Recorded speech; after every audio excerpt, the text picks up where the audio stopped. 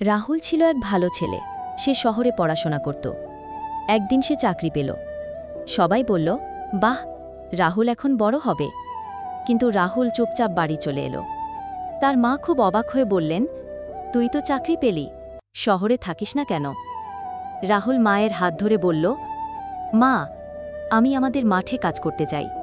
আমি মাটিকে ভালোবাসি। মা একটু দুঃখ পেয়ে বললেন, এই মাটি তো অনেক কষ্ট দেয় বাবা। তোর বাবা মাঠে কাজ করতে করতে অসুস্থ হয়েছিল। তুই শহরে থাকলে ভালো থাকবি। কিন্তু রাহুল জেদ করল। সে বলল, আমি মাটির সঙ্গে কথা বলবো মা। আমি দেখাবো এই মাটিতেই সোনার ফসল হয়। রাহুল মাঠে গেল। গরম রোদে ঘাম ঝরিয়ে কাজ করল। কিন্তু হঠাৎ একদিন ফসলে পোকা ধরে। গাছ সব নষ্ট হয়ে যায়। রাহুল মন খারাপ করে বসে থাকে। মা এসে তার মাথায় হাত বুলিয়ে বলেন, তুই চেষ্টা করেছিলি, এটাই অনেক। কিন্তু রাহুল হাল ছাড়ে না।